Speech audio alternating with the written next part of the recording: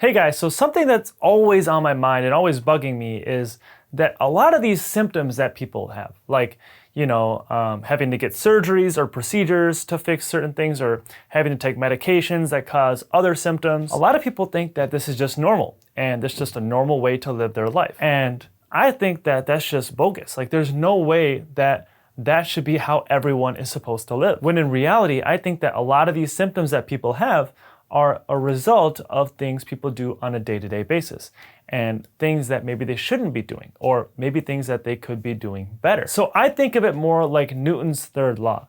Newton's third law says that every action has an equal action in response. So the same thing applies to our body. Guys, reality check. We only catch 4 things in our lives. They are viruses, bacteria, fungal infections, and parasites. Everything else, all these other symptoms that we're having, are a result of things we shouldn't have been doing on a day-to-day basis. So in this video, I want to talk about one thing that we do every single day that many of us think is like the easiest thing we do every day, but in reality, a lot of us are doing it incorrectly. And that is our breathing. Guys, it's crazy. The way that we breathe can change our whole life. And the big thing I want to point out is there is a huge difference between how we should be breathing and how a lot of people are breathing and how people are breathing wrong. I want you to think about something. If when you have to breathe, do you have to use your mouth?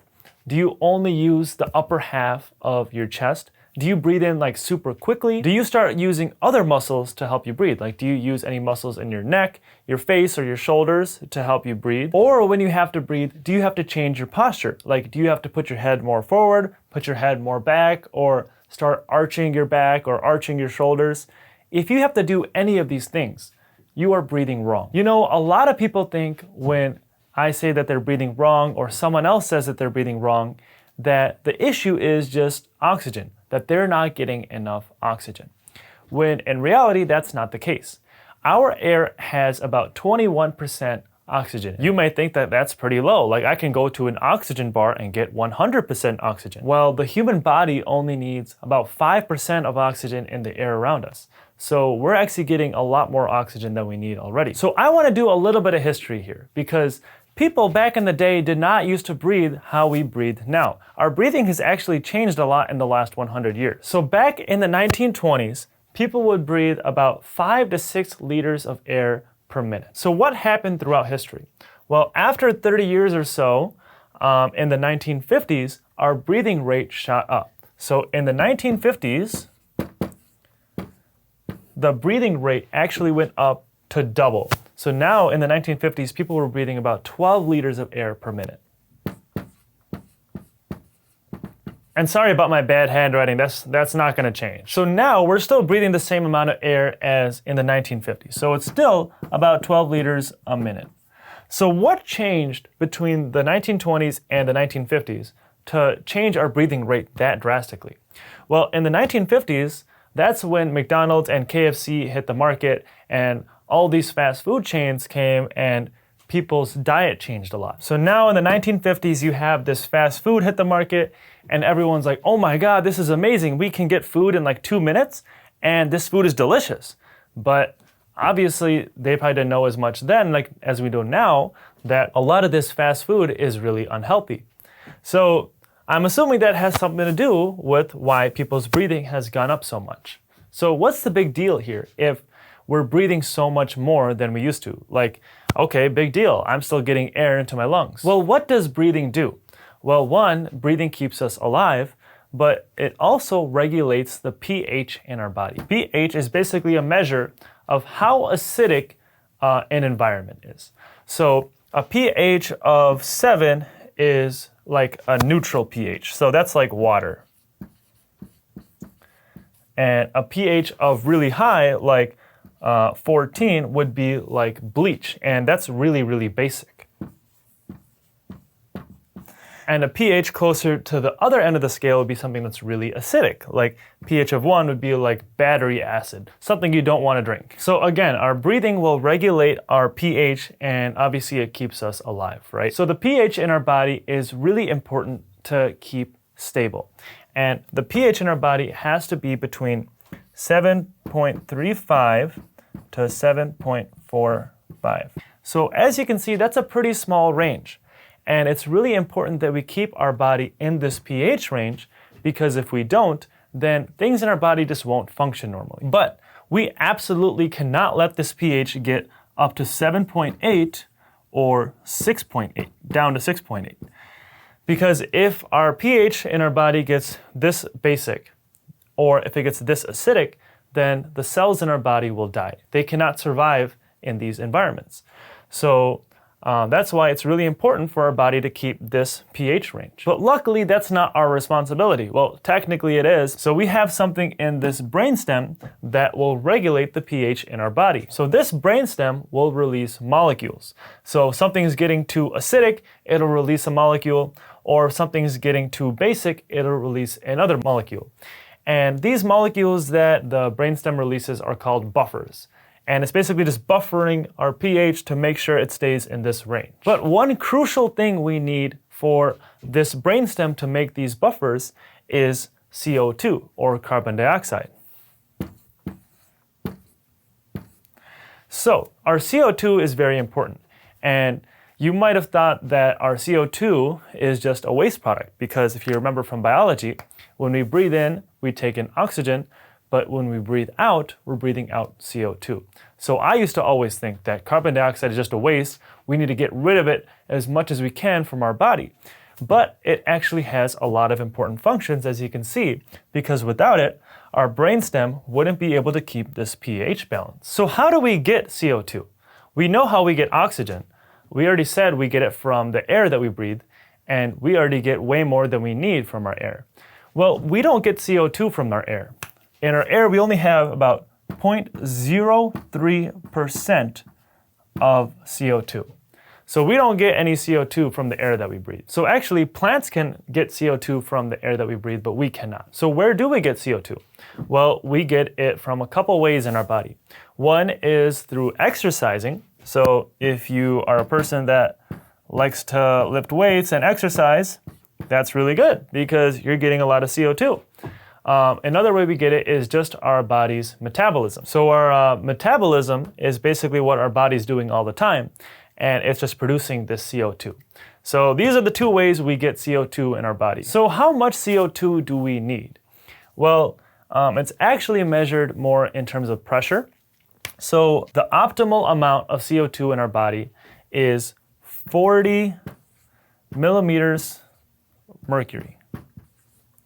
So that is an optimal amount of CO2 in our body. So how do we make sure we have enough CO2? How do we make sure we have this level of CO2 to help make sure we have this good pH balance in our body? Well, the way to do that is to breathe normally, like breathe the way that we're supposed to. So that's back again in the 1920s, how people were breathing back then, not how we're breathing now. So how are we supposed to breathe? Well, let me show you. So the biggest key to breathing like we're supposed to is to use your nose.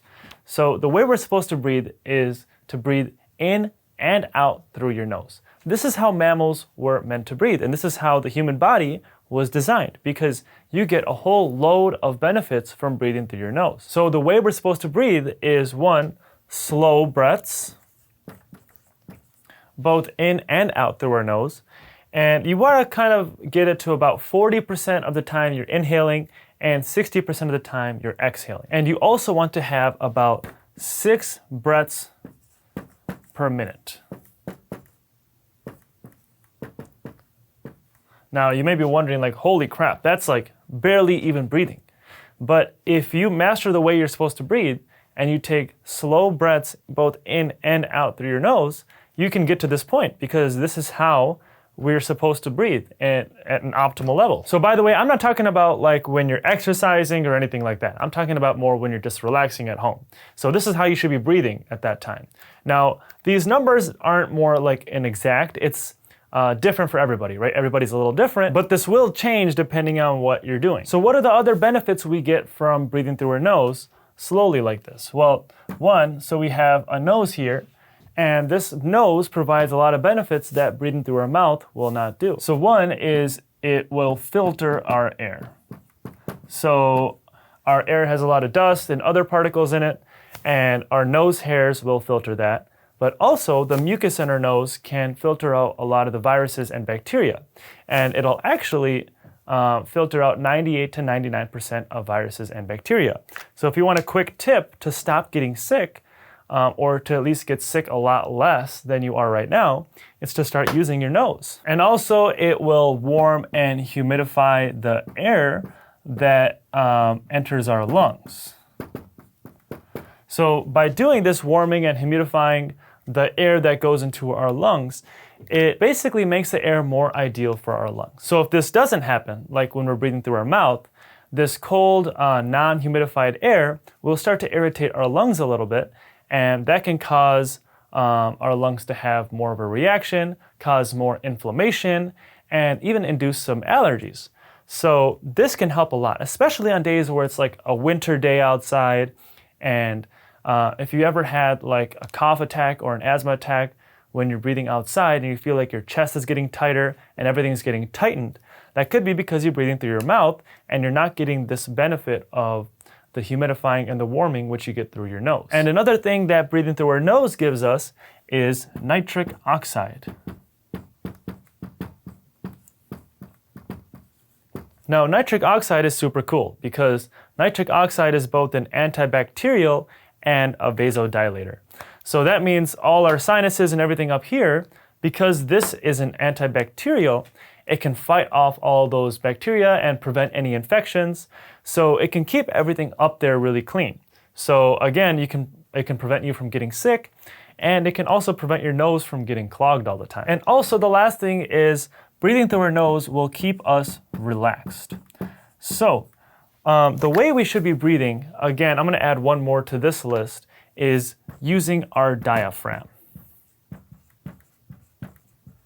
So our diaphragm is like below our lungs here, and the way we should be breathing is when we breathe in through our nose, our belly should be sticking out. So what happens when our belly sticks out is that means we're using our entire lungs capacity. So the cool thing about the diaphragm is, one, when we breathe in, it will spread this carbon dioxide, this CO2, throughout our whole lung. So when our diaphragm does that, it basically maximizes how much CO2 can be in our body. And also, when we're using our diaphragm and we're breathing through our nose and we're using our whole lungs capacity, that will stimulate a parasympathetic nerve response in our body. So if you remember from biology class, our parasympathetic nervous system is basically our body's rest and relax mode, and our sympathetic nervous system is our body's fight and flight mode.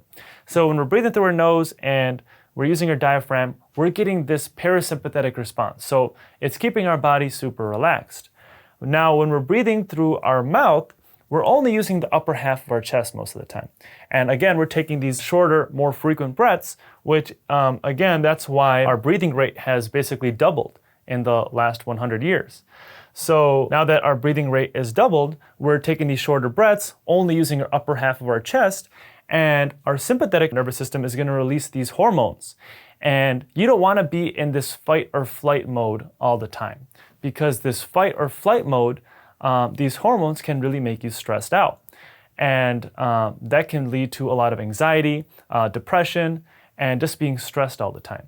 So breathing through your nose has a whole lot of benefits. And also, if you are a mouth breather and you ever get these like tonsil infections or adenoid infections, or they start swelling up, or even if you had them removed when you were a kid, well, this could be the reason why, because you didn't get all these benefits from breathing through your nose, and now you have all these infections that keep coming up because you're not getting this nitric oxide, and it's not keeping everything clean, and your mouth is just keeping everything irritated because mouth breathing doesn't give you any of these benefits. So what is the problem here, right? So we talked about how our carbon dioxide has to stay at this level in our body in order for us to have peak performance, in order for everything to work really well, right?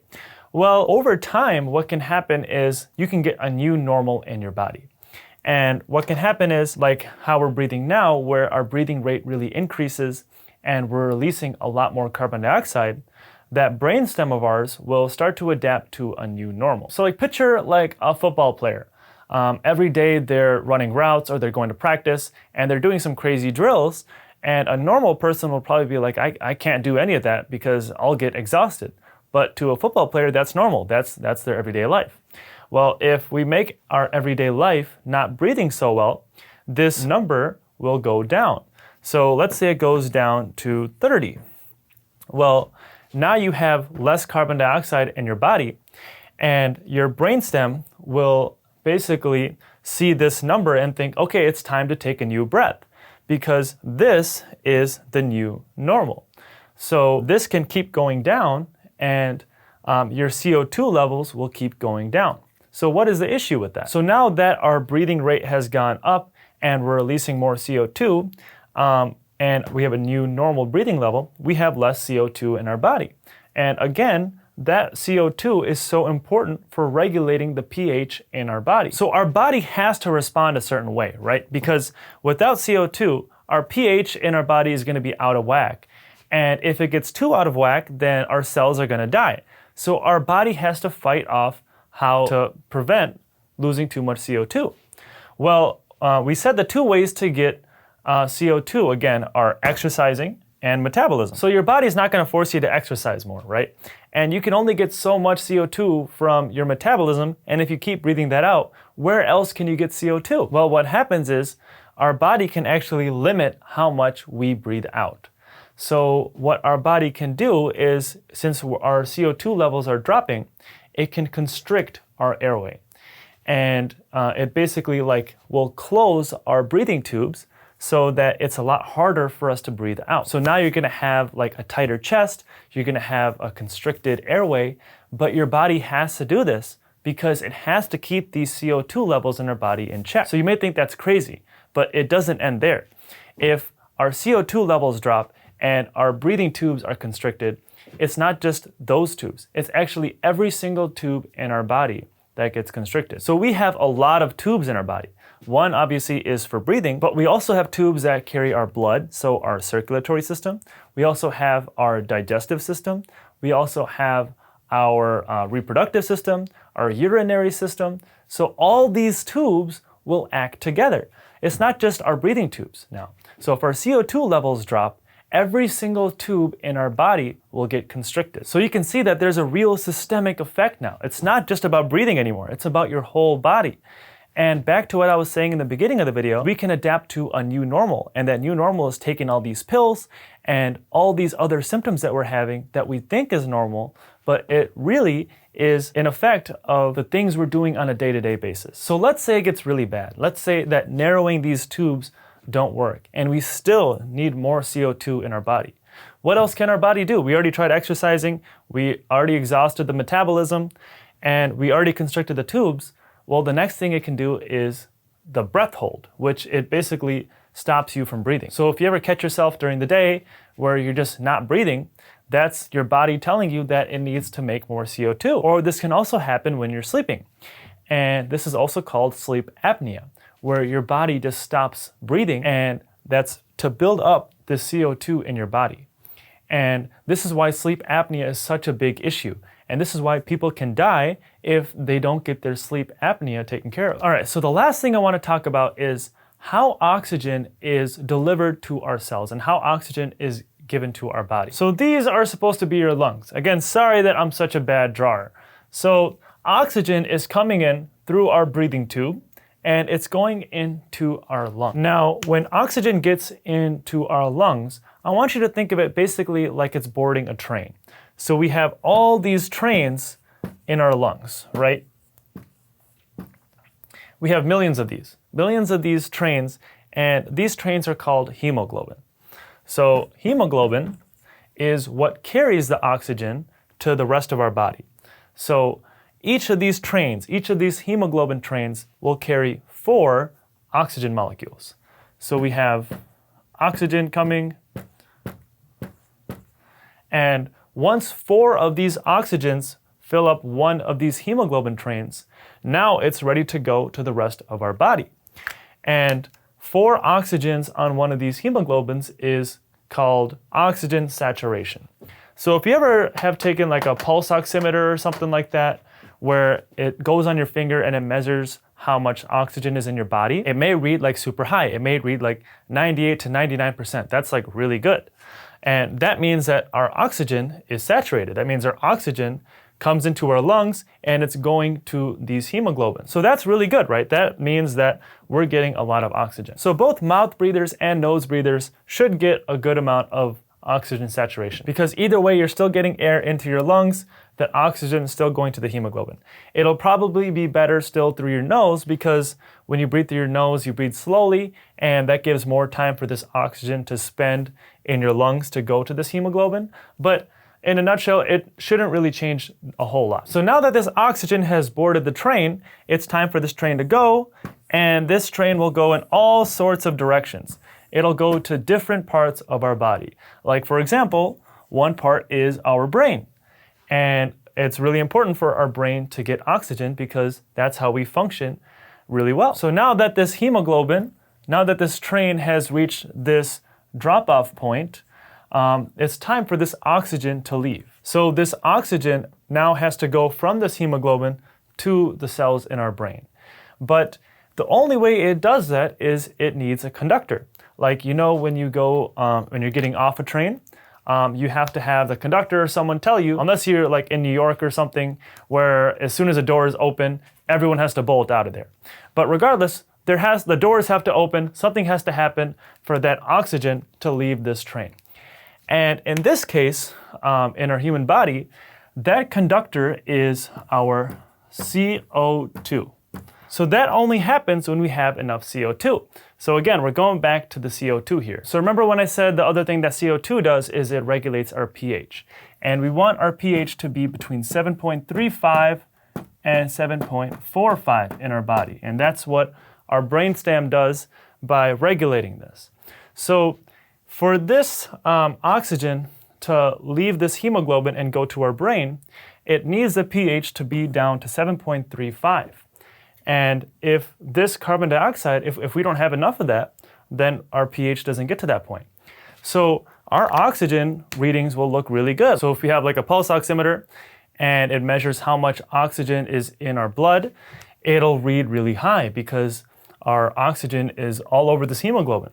But it will never come off that hemoglobin and it will never go to the brain if this pH isn't hit and if we don't have enough carbon dioxide. So now it's just going to stay on this train and go on about, but our brain and our other cells in our body are going to be lacking and starving for this oxygen. So that's why even if you get like 10 hours of sleep, you're going to wake up still feeling exhausted, because although you slept a long time, you're not getting as much oxygen as you needed, and your body's not recovering the way it could have. So the big thing here is we need to change the way that we breathe, because if we change the way that we breathe, it can change our whole life. Now, obviously, there are people that can't breathe through their nose, like, you know, whether they have deviated septum where they broke their nose or something, or they have a ton of allergies. Well, there's some ways around that, you know, like deviated septum, you can get a surgery, other issues. And actually I made some other videos on this and how if you are struggling to breathe through your nose, what you can do to start breathing through your nose more. So I'm actually gonna put a couple links in the description below, so definitely check those videos out. As always, thank you guys for watching, and I hope you liked that video, and if you haven't already, please hit that thumbs up button and subscribe to my channel below. I'll see you in the next video.